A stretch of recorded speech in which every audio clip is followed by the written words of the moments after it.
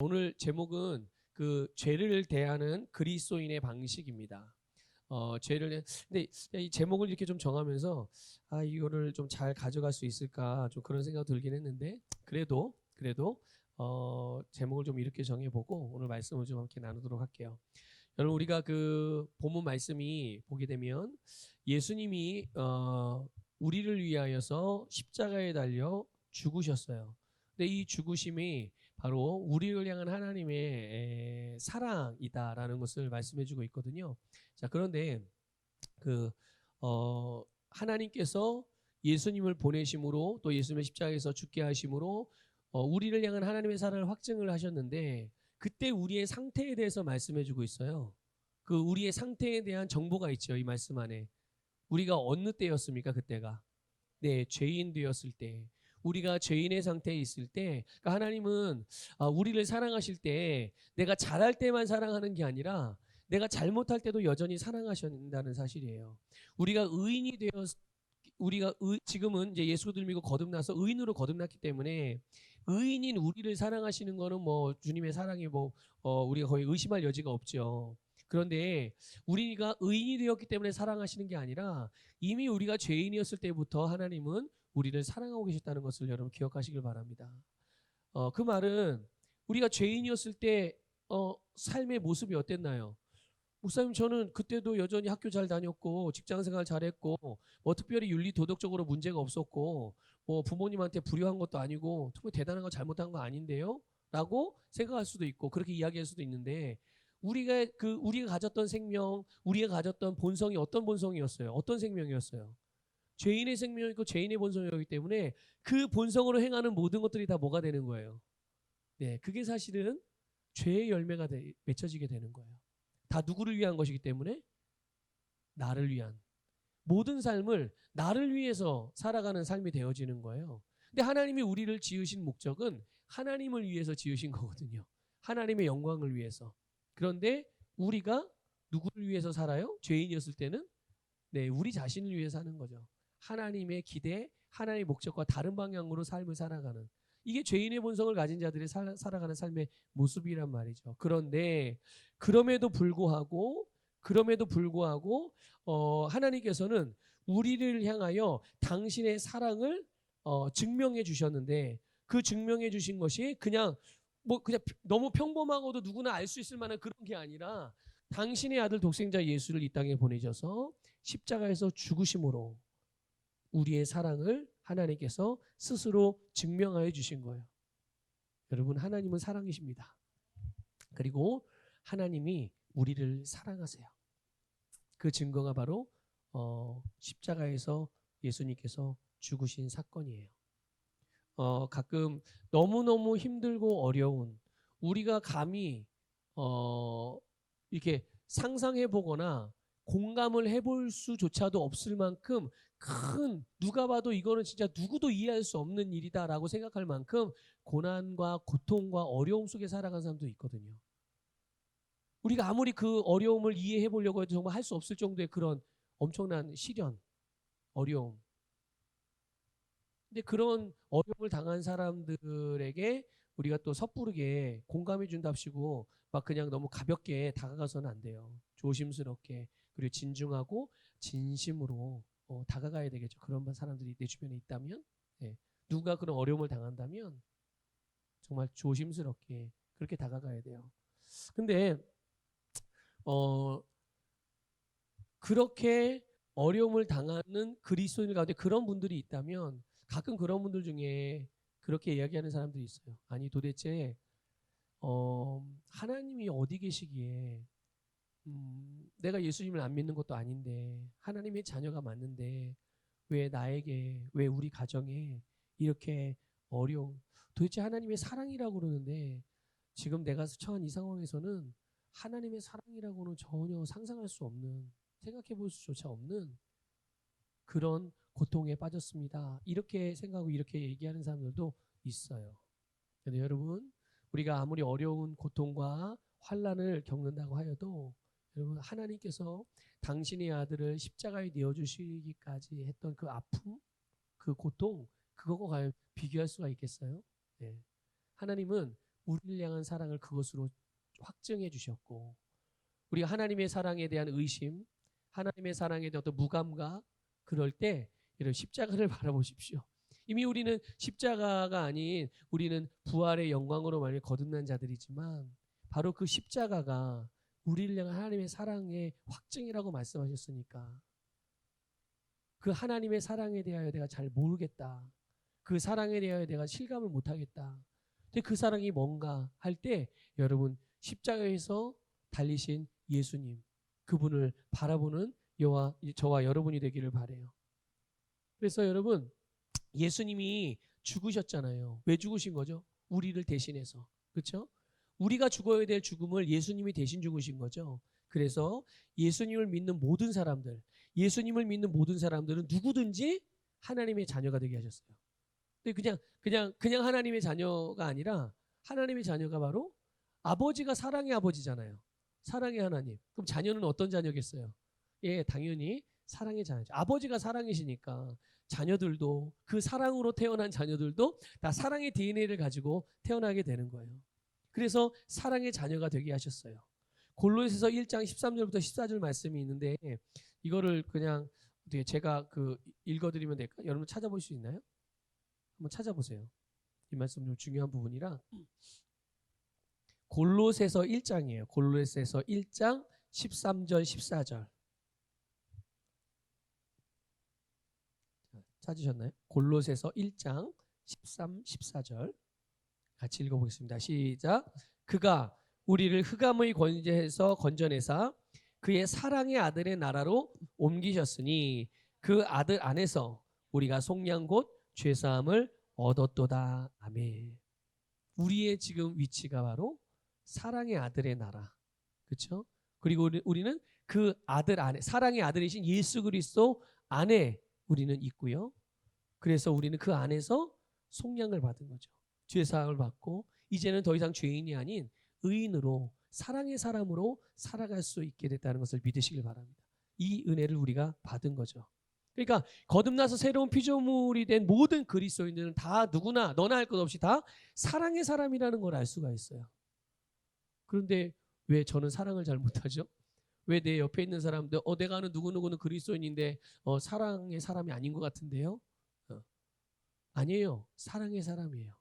하지만 자기가 사랑의 사람인지를 모르고 있거나 아니면 아직 성숙하지 않아서 그 자기가 본래 가지고 있는 생명의 그 본성대로 기능을 잘 못하고 있는 거죠. 누구든지 거듭난 그리스도인은 자기가 사랑의 자녀라는 것을 안다면 또 자기가 원래 가지고 태어난 그 사랑의 본성을 따라서 기능할 수 있을 만큼 성장하게 된다면 누구나 할 것 없이 그 사람들은 다 사랑의 자녀로 기능할 수가 있는 거예요. 네. 그런데 그런 우리이지만 사랑의 자녀이고 사랑의 아들, 딸이지만 그런데 우리가 살아가는 세상을 가만히 보세요. 여러분이 살고 있는 삶의 현장. 그 현장은 사랑으로 가득한 세상입니까? 그래요? 사랑의 열매들로 가득한 세상이에요? 그렇지 않죠. 우리가 살아가는 세상은 사랑이 아니라 오히려 그 반대되는 것이죠. 우리가 육신적으로 연결되어 살아가고 있는 우리의 몸으로 우리의 감각으로 연결하여 살아가고 있는 우리의 세상은 그런 세상이 아니에요. 그러니까 거기에는 사랑과 반대되는 것들로 가득하고 우리는 또 그 안에서 살아간단 말이죠. 그 안에서. 그게 뭐가 있어요? 거기에 시기도 있고 질투도 있고 미움도 있고 분쟁도 있고 다툼도 있고 경쟁도 있고 싸움. 그걸 조금 더 확장해서 말하면 전쟁. 지금 이스라엘이며 하마스와의 전쟁도 그렇고 러시아와 우크라이나와의 그런 관계도 그렇고 또 그렇게 뭐랄까요? 무력으로 싸우는 건 아니지만 여기저기서 정보의 전쟁, 보이지 않는 어떤 그런 완력을 행사하는 그런 전쟁들, 권력의 전쟁들 얼마나 많이 보게 됩니까? 그런데 소위 사실 이런 것들은 사실 우리가 죄라고 말하는 것들이잖아요. 그렇죠? 미움, 질투, 분쟁, 다툼 이런 거 다 죄라고 불리는 것들이란 말이에요. 그러면 이렇게 세상은 이런데 이런 죄, 사랑이 아닌 그 반대되는 죄악들로 가득 차 있는 그런 세상인데 여기에 진짜 필요한 게 뭘까요? 이런 세상에 가장 필요한 게 그게 바로 물론 사랑이라고 말할 수 있지만 바로 영생이에요. 영생 안에 바로 사랑의 본성을 가지고 있는 거죠. 예, 영생 안에. 이 세상에 진짜 필요로 하는 게 뭘 조금 잘해주고 조금 더 선하게 살아라. 윤리, 도덕, 교양을 가르치 이게 필요한 게 아니라 진짜 필요한 거는 바로 생명이에요. 하나님의 사랑을 본성으로 하는 그 생명, 영생. 그래서 이것을 근데 하나님은요. 바로 이 세상에 필요한 이거를 그리스도인들을 통해서 세상에 복 주기를 원하시는 거예요. 이 영생을 복으로 하셔서 그리스도인들을 통해서 세상에 그걸 주기를 원하세요. 그런데 이 수많은 그리스도인들이 거듭난 영을 따라서 자기가 가지고 자기를 거듭나게 한 그 생명. 근데 아까 말씀드렸죠? 이 생명은 사랑을 본성으로 하는 생명이에요. 이 세상에 있는 그리스도인들, 그 수많은 그리스도인들이 이 거듭난 영생을 따라 살기보다는 어떤 사람은 그래요. 아니 어떻게 그렇게만 살아요? 어떻게 말씀대로만 살아요? 어떻게 그래 선하게만 삽니까? 사람이 좀 이게 세상 사람들하고 부딪히다 보면 이렇게도 살고 있고 저렇게도 살 수 있고 안 먹어야 될 거 먹을 수도 있고 먹어야 될 거 안 먹을 수도 있고 해야 될 거 하지 않을 수도 있고 안 해야 될 거 할 수도 있고 이런 상황 저런 다 하나님이 아시는데 어떻게 그렇게만 살아요? 그렇게만은 살 수 없습니다. 라고 생각하는 그리스도인들도 있어요. 결국 많은 그리스도인들이 변화되지 않은 사고방식과 육신의 욕구를 따라 살아가는 것을 훨씬 더 편하게 여기고 훨씬 더 익숙하게 생각하고 그렇게 실제로 살아가는 사람이 사실 영으로 기능하며 살아가는 것보다 자기 가진 그 생명, 영생이 가지고 있는 그 본성을 따라 살아가는 것 그것을 따라 살아가기보다는 먼저 말했던 이런 것들로 살아가는 사람들이 훨씬 더 많아요. 그럼 왜 그리스도인인데 자기의 본성을 따라 살지 않을까? 자기가 가지고 태어난 자기를 그리스도인 되게 하고 하나님의 자녀 되게 한 그 사랑의 아들, 사랑의 딸이 되게 한 그 생명을 가지고 살아가는 것, 그 생명의 본성이 사랑으로 살아가는 것을 왜 힘들게 여기고 그걸 왜 불가능하다고 여기고 오히려 그 반대를 선택하면서 살아가는 것일까? 그거는 뭐 여러 가지 이유가 있겠죠. 그 중에 뭐 큰 이유가 하나가 바로 두려움 때문에 그래요. 두려움.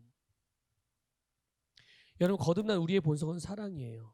하나님의 사랑이 예수 그리스도의 십자가에서 죽으심을 통해서 우리에게 부어진 줄 믿습니다. 그렇기 때문에 그리스도인이라면 누구나 다 사랑의 삶을 살 수 있어요. 목사님만 사랑의 삶을 사는 게 아니에요. 아니면 기도 많이 하는 하루에 막 8시간 9시간씩 방언으로 기도하는 사람만 사랑의 삶을 살 수 있는 게 아니라 거듭난 그리스도인이라면 누구나 다 사랑의 삶을 살 수 있어요. 왜냐하면 하나님이 우리에게 그런 사랑을 부어주셨고 그 사랑으로 우리가 거듭났기 때문이에요. 그 사랑의 본성을 따라서. 우리 하나님의 자녀들에게 주신 말씀을 좀 볼까요? 하나님의 백성들에게 이사야 41장 10절인데 체크만 해놓고 나중에 찾아보세요. 이사야 41장 10절에 이런 말씀이 있습니다.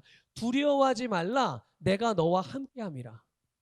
두려워하지 말라. 그러니까 하나님의 자녀로 살아가는 일에 대해서 하나님의 자녀가 가진 그 자기가 가지고 있는 생명을 따라 그 자기가 가지고 있는 본성을 따라 의의 본성이며 사랑의 본성이며 그렇게 살아가는 일에 두려워하지 말라는 거예요. 왜요? 하나님이 함께하니까. 그리고 나서 놀라지 말라 나는 내 하나님이 됨이라. 우리의 하나님이 어떤 하나님이에요? 여호와 하나님이에요. 엘샤다의 하나님이에요. 그 하나님이 우리의 하나님이 됨이고요. 내가 너를 굳세게 하리라. 참으로 너를 도와주리라. 참으로 나의 의로운 오른손으로 너를 붙들리라. 아멘이죠. 아멘이죠. 예. 그리스도인들의 가정을 비롯해서 또 각자 맺고 있는 관계들을 한번 생각해 보세요. 만일 그리스도인이 자기의 영 안에 있는 자기가 그리스도인으로 거듭나게 한 자기를 거듭나게 그 영생, 그 영생을 가진 이 사랑의 본성을 따라서 말하고 그 사랑의 본성을 따라서 행동하고 그 사랑의 본성을 따라서 반응을 한다면 상대방의 반응과 상대방의 모습이 어떠함과 상관없이 나는 그 사람이 긍정적으로 나를 대하든 그 사람이 나를 부정적으로 대하든 그 사람이 나를 부드럽게 대하든 그 사람이 나를 억세고 반대적으로 대하든 그 사람이 나에게 조근조근 대하든 아니면 그 사람이 나에게 막 분노의 말을, 혈기의 말을 막 쏟아낸다고 하든 이런 것과 상관없이 나는 그 사람의 어떠함과 상관없이 나는 어떤 사람이에요? 나는 하나님의 자녀이고, 그래도 그 사람이 아무리 막 불평과 불만을 나에게 막 쏟아내도 나는 사랑의 사람이고 나는 의의 사람이고 나의 나됨은 변하지 않아요. 그렇죠? 그러니까 그 상대방이 나에게 대하여 뭐라고 하든 상관없이 내 영 안에 있는 사랑의 본성을 따라서 말하고 행동한다면 여러분 화목함이나 평화가 깨질 일이 없는 거야. 화목함이나 평화가 깨질 일이 없는 거죠.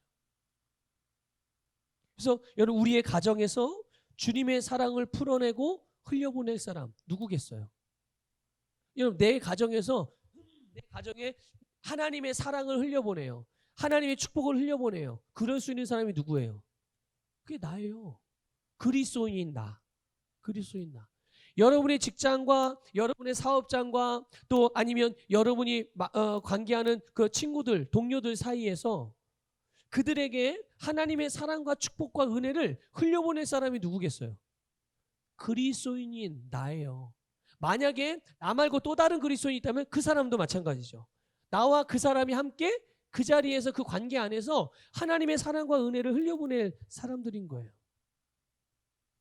그래서 우리 안에 있는 이 사랑의 본성을 풀어놓게 될 때 바로 이 사랑이 갖고 있는 능력이 있거든요.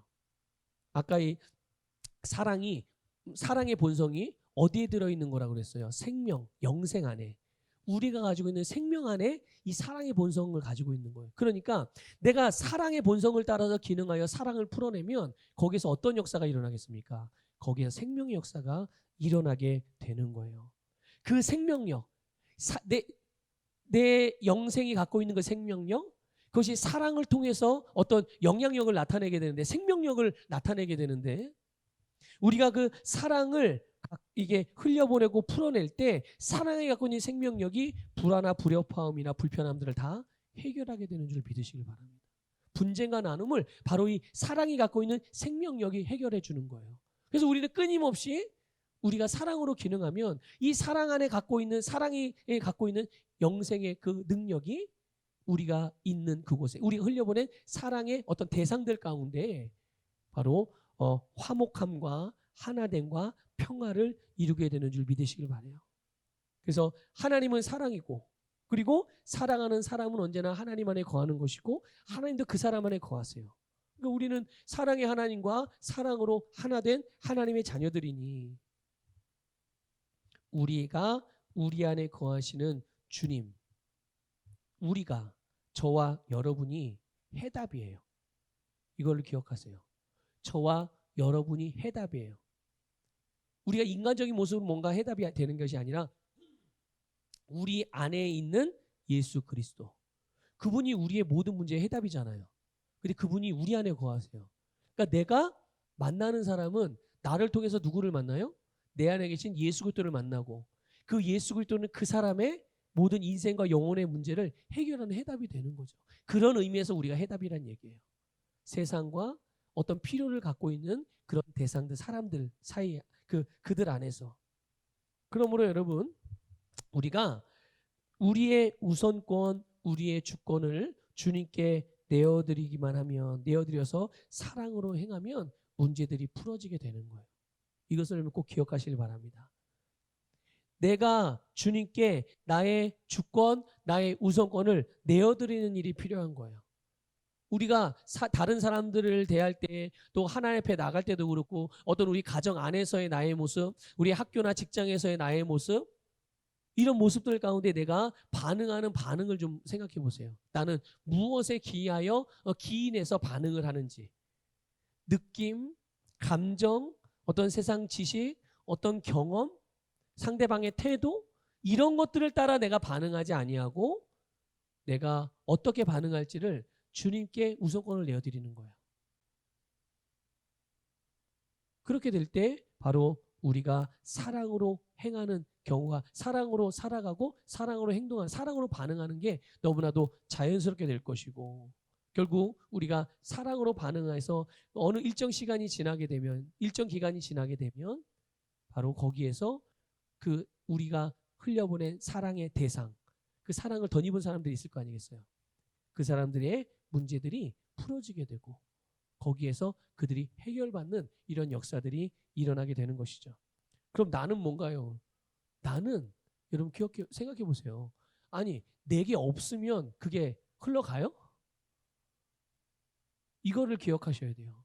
그러니까 우리는 우리의 생각을 나에게서 하나님께로, 나에게서 다른 사람에게로 빨리 시선을 빨리 바꿔야 돼. 시선의 방향을. 왜냐하면 그전까지는 모든 시선을 나에게 집중을 했거든요. 근데 우리 변했다니까요. 아니 변한 게 아니라 그 사람은 죽었어요. 그랬던 나는 죽었고 진짜 내가 돌아온 거, 내가 완전히 새롭게 태어난 거죠. 근데 태어나고 보니까 나의 시선이 어디를 향하는 거예요? 항상 하나님을 향하고 자꾸만 다른 사람을 향해. 이게 우리예요. 이게 거듭난 그리스도인들. 그런데 하나님을 바라보고 다른 사람들을 바라보면서 계속 그렇게 기능하게 될 때 우리 안에 계신 예수 그리스도께서 우리로 그렇게 할 수 있도록 내 안을 계속 풍성하게 채우신단 말이에요. 나를 그렇게 살 수 있도록 계속 공급하신단 말이에요. 그러니까 우리 안에는 마르지 않는 샘이 있는 거예요. 마르지 않는 샘. 생수의 근원이 우리 안에 있는 거고 우리 안에서 정말 마르지 않는 생수가 계속 뿜어져 올라오는 거죠. 우리가 할 일은 뭐겠어요? 길러내는 일이에요. 길러서 계속 목마른 사람들에게 먹여주고 계속 길러서 필요한 사람에게 나눠주고 그럼 계속 우리는 계속 새롭게 솟아나는 신선한 기름 부음, 신선한 은혜, 정말 차고 넘치는 그런 축복들이 먼저 우리를 통해서 나간다니까요. 우리를 통해서. 그러니까 여러분 우리는 끊임없이 이 사랑의 본성으로 기능하게 될 때 우리는 정말 그 사랑으로 충만하게 살아가는 증거를 보게 되는 거죠. 자, 예수님이 모든 인생의 문제, 영혼의 문제 이거를 어떻게 해결하셨는지 다시 한번 여러분 다 알고 있을 텐데 다시 한번 상기해 보세요. 하나님의 사랑으로 해결하셨어요. 하나님의 사랑으로. 예수님은 모든 문제들에 대해서 근데 여러분 생각해 보세요. 모든 문제가 어디서부터 시작된 거예요? 예, 죄로부터 시작된 거예요. 죄로 말미암아 모든 인류에게 사망의 저주가 들어온 거죠. 그런데 이거를 하나님께서 사랑으로 해결하신 거예요. 우리가 눈으로 볼 땐 십자가인데 보이지 않지만 그 십자가의 뒤에는 뭐가 있는 거예요? 네, 하나님의 사랑이 있는 거예요. 그러니까 하나님의 사랑이 결국 우리 모든 인류를 고통에 빠지게 만든 죄를 다루신 거예요. 그 죄 앞에 하나님은 사랑으로 맞서신 거죠. 결국 그 사랑으로 말미암아 죄가 정복당하게 된 거예요. 그래서 여러분 근데 우리가 이거를 조금 한번 이렇게 좀 생각을 해보면 죄는 사랑의 아들이신 예수님을 십자가에 못 박고 죽였거든요. 죄가. 뭐가요? 예, 죄가 사랑의 아들이신 예수님을 십자가에 못 박았어요. 그리고 그를 죽게 만들었어요. 예수님이 십자가에 죽으셨을 때 그 십자가에 달려 돌아가신 예수를 바라봤던 수많은 사람들, 로마의 군명으로부터 시작해가지고 수많은 사람들이 예수님을 보면서 뭐라고 생각했을까요? 예수님은 죄인이다. 결국 그러니까 한마디로 말하면 예수님을 패배자로 본 거예요. 하나님의 아들 천만에, 그리스도 메시아 천만에요.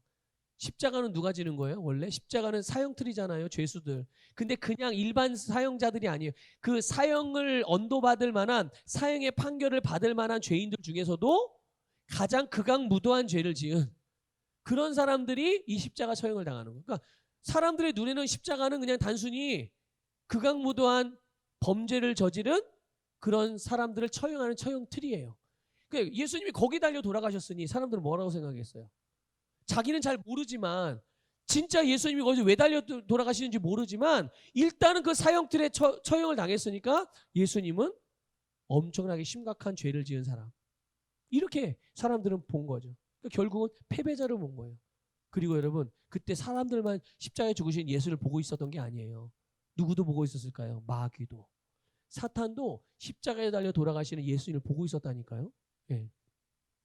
그래서 사탄도 똑같이 예수님이 죄가 된 것을 본 거예요. 그래, 너는 죽었어. 그리고 나서 그래서 예수님이 사랑의 아들인 건 맞지만 일단 십자가에 달려 돌아가시는 예수님 안에 뭐가 있는 거예요? 우리의 모든 죄를 당신이 가져갔으니까 마귀의 눈에는 뭐가 보여요? 우리 눈에는 피 흘리시는 예수의 몸만 보이지만 사람의 눈에는 마귀에게는 그 예수님 안에 담겨 있는 아주 예수님에게 차고 넘치는 죄를 본 거예요. 모든 인류의 죄를 당신이 짊어지셨으니까. 그 예수님이 모든 죄를 뒤집어 쓰고 죽으신, 그러니까 십자가에 죽은 예수님을 본 거죠. 그런데 여러분, 예수님이 십자가에 달려 돌아가시는 사역 기간 중에 예수님이 자신을 소개할 때 뭐라고 소개했냐면 이런 부분이 나는 길이다 이렇게 소개한 부분이 있어요. 길. 예수님은 길이시죠. 여러분 아시죠? 예수님이 어떤 길이에요? 예? 무슨 길이에요? 예수님이 우리를 구원하는 구원의 길이란 말이에요. 자, 그런데 이걸 또 다른 말로 표현하면 이런 거죠. 하나님의 보좌로 이르는 길인 거예요. 예수님이 우리가, 그러니까 예수님도 스스로 길이 되셨고 우리로 하여금 그 하나님의 보좌 앞으로 나아가는 길. 근데 그 길을 어떻게 내셨느냐? 바로 십자가를 통해서 내신 거예요. 그러니까 이 십자가는 하나님의 보좌에 이르는 사랑의 길이라는 것을 여러분 깨달으시길 바라요.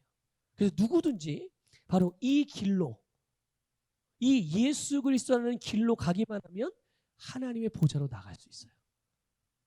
그 보좌로 나간다는 말이 뭡니까? 하나님을 만날 수 있다는 얘기예요. 하나님과 교제할 수 있고 하나님의 은혜를 누릴 수 있고 하나님과 하나 될 수 있고. 예수님은 죄가 없으셨지만 당신의 사랑으로 모든 인류의 죄를 정복하고 사탄이 이끄는 세상을 사랑으로 정복해요. 사탄이 죄로 말미암아 세상을 이끌어갔거든요. 죄의 권세로 세상을 다스렸거든요. 근데 예수님께서는 사랑으로 그것을 정복했어요. 사랑으로. 마가복음 8장 34절 말씀이 있는데요. 한번 제가 읽어보겠습니다. 마가복음 8장 34절이에요. 무리와 제자들을 불러 이르시되 누구든지 나를 따라오려거든 자기를 부인하고 자기 십자가를 지고 나를 따를 것이니라. 아멘. 예. 예수님을 수많은 사람이 따라오려고 그래요. 근데 그 예수님을 따르는 사람들에게 예수님께서 말씀하시는 거예요. 예수님의 제자를 비롯해서 많은 사람들에게 뭐라고 말씀하십니까? 너희들이 나를 따라오고 싶어? 그러면 너희 각자의 십자가를 지고 나를 따라. 그래야 나를 따를 수 있어. 그게 나를 따르는 거야. 이렇게 말씀을 해주시는 거예요.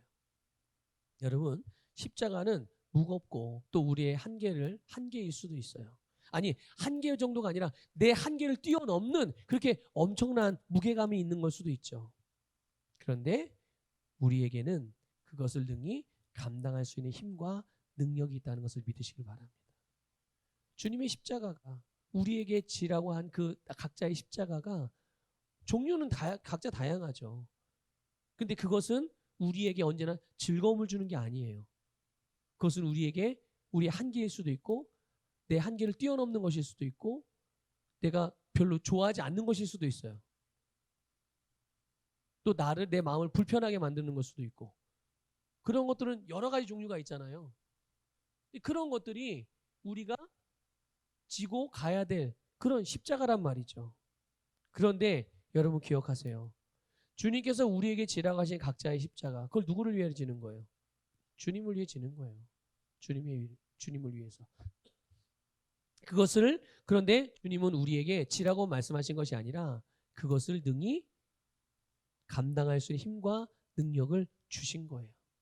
그 중에 가장 강력한 능력이 뭔지 아십니까? 그게 바로 사랑이에요. 사랑이면 못할 게 없어요. 아까 우리 오전 예배 때도 설교 때 나눴잖아요. 우리가 아무리 옆에서 와, 저 사람 누구를 위해서 엄청나게 희생해. 남편을 위해서, 아내를 위해서, 자식을 위해서, 부모를 위해서, 형제를 위해서, 아니 이웃 사람 또 다른 성도를 위해서 엄청나게 희생하시는 분이야. 근데 정작 본인은 그것을 희생이라고 생각해요? 아니요. 정작 본인은 희생이라고 생각 안 해요. 나는 사랑해서 하는 거야. 그리고 이게 나에게는 힘든 일이 아니야.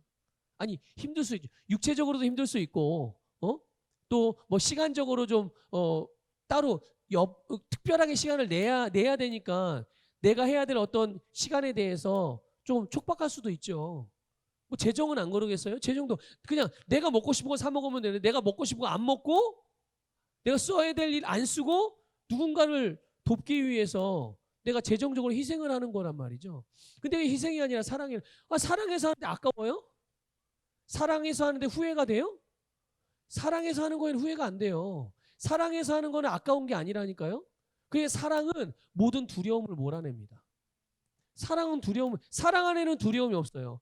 사랑하는데 이게 이렇게 될까 봐요, 저렇게 될까 봐요. 천만에 사랑하면 이렇게 될까 봐 두 가지를 안 본다니까요. 여러분, 결혼한 사람이 내 아내를 놔두고, 결혼한 남자가 내 아내를 놔두고 다른 여자를 바라보면 어떻게 되는 거예요? 그거 간음이에요. 내 결혼한 여자가 내 남편 놔두고 다른 남자 바라보면 그건 간음인 거예요. 그러면 그 상대 배우자가 다른 이성을 바라보는 사람을 가만 내둬요? 가만 내둡니까? 어떻게 해요? 난리 나죠. 여러분들이 가만히 있겠어요? 가만히 안 있죠. 네. 바로 주님께서 우리에게 각자의 십자가를 지고 자기 십자가를 지고 나를 따르라고 말씀하신 데에는 그거를 따를 수 있는 능력과 힘을 주셨다니까요. 그 가장 강력한 그 능력이 바로 사랑의 능력이에요. 그래서 여러분, 우리가 이제 우리의 각자의 십자가가 여러 가지 모양일 수 있고 또 여러 가지 다양한 무게일 수도 있겠지만 공통적인 것은 뭐냐? 아까도 언급했지만 육신적이고 감각적인 기준으로 보게 되면 그게 힘들고 어렵고 고통스러운 것일 수 있어요.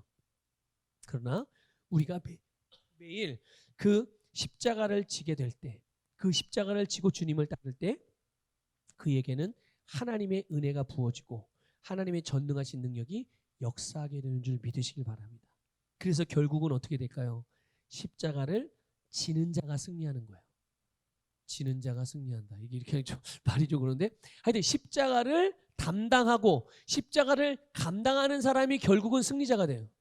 그런데 그냥 볼 때는 십자가를 지고 가는 사람이 패배자인 것처럼 보인다니까요. 그냥 볼 때는. 그런데 결국은 누가 이긴다고요? 승리하는 사람은 십자가를 지고 가는 사람이에요. 십자가를 감당하는 사람이 승리자가 돼요. 그게 그 사람이 진짜 승리자인 것이죠. 왜 그럴까요? 그 십자가를 지고 가는 사람이 어디로 가는 줄 아십니까? 부활의 생명과 부활의 영광으로 들어가기 때문에 그래요. 십자가를 지는 사람만, 십자가를 감당하는 사람만 부활할 수 있어요. 십자가를 감당하는 사람만.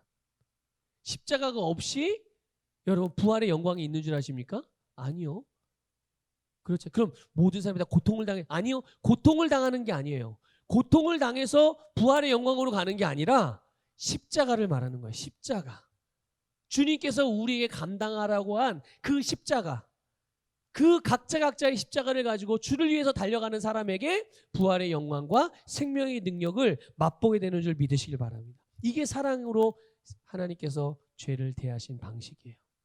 당연히 예수 그리스도께서도 그렇게 하셨고 하나님도 그렇게 하셨는데 오늘 그리스도인 우리도, 하나님의 자녀인 우리도 이 세상의 죄, 이 세상의 고통과 아픔과 그 갈등과 나눔, 분쟁 이런 것들을 가져온 그 죄, 이거를 사랑으로 다루셨다니까요. 사랑으로 이기셨다니까요. 당연히 우리도 사랑으로 그 죄를 대하게 될 때, 죄를 사랑하는 얘기가 아니에요. 네. 사랑으로 죄로 말미암아 발생된 모든 것들을 사랑으로 대하게 될 때, 덮어가게 될 때 결국 승리는 누가 하냐? 바로 사랑으로 기능하는 사람이 하게 되는 거예요. 여러분, 아담과 하와가 사탄의 미혹을 받잖아요. 유혹에 넘어가서 선악과를 먹어요. 또 그러면 이거는 다른 말로 표현하면 하나님 말씀을 거역한 거잖아요. 하나님 먹지 말라고 그랬는데, 절대로 먹지 말라고 그랬는데 아담과 하와는 그거를 먹었어요. 하나님 말씀을 거역한 거죠. 그 이유가 뭐겠어요? 뭘까요? 하나님의 사랑 안에 계속 머물지 않았기 때문에 그래요. 한순간이라도 하나님의 사랑이 아니라 자기의 영화를 바라보고 자기의 성공을 바라보고 자기를 위한, 그럴 때 사단은 그 틈을 놓치지 않아요. 그럴 때 사단은 우리에게 직접적으로 공격할 수는 없지만 그 틈을 노려서 우리에게 유혹한다니까요. 그래서 우리 스스로 그 사탄이 준 유혹에 대하여 감각으로 반응하도록, 사랑의 본성이 아니라 육신과 우리 감각으로 반응하도록 그렇게 우리를 미혹하고 유혹을 하는 거예요. 여러분, 사랑은요, 항상 자기를 위하지 않고 사랑하는 대상을 위한다고 말씀을 드렸어요. 그런데 하나님은 죄를 범한 아담과 하와에 대하여 어떻게 하셨어요? 사랑이 변하지 않았어요. 선악과를 먹은, 그래서 이제 부끄러움과 수치감에 사로잡힌 아담과 하와에게 하나님이 어떻게 하셨죠? 그들을 위해서 가죽옷을 지어 입히셨어요. 가죽옷을 지으고 가죽옷은 어디서 나? 하나님이 창조하신 어떤 짐승이 피 흘려 죽어야 되는 과정이 필요했던 거예요. 한 생명이 죽음으로 아담과 하나님의 형상으로 지음받은 아담과 하와의 부끄러움과 수치가 가려질 수가 있었던 거죠. 이것이 바로 이 땅에 예수님을 보내셔서 예수님의 죽으심으로 우리의 죄로 말미암은 수치와 부끄러움, 두려움과 저주를 제거해 주신 모형이란 말이에요. 그리고 그 일은 구약 시대에서 그냥 모형으로 제시된 것만이 아니라 그것을 이제 예수님이 이 땅에 오심으로 실제로 십자가 위에서 그것을 완성하신 것이죠. 이것이 바로 그리스도인들이 죄를 대하는 방식인 줄 믿습니다. 여러분, 십자가를 지고 따르십시오.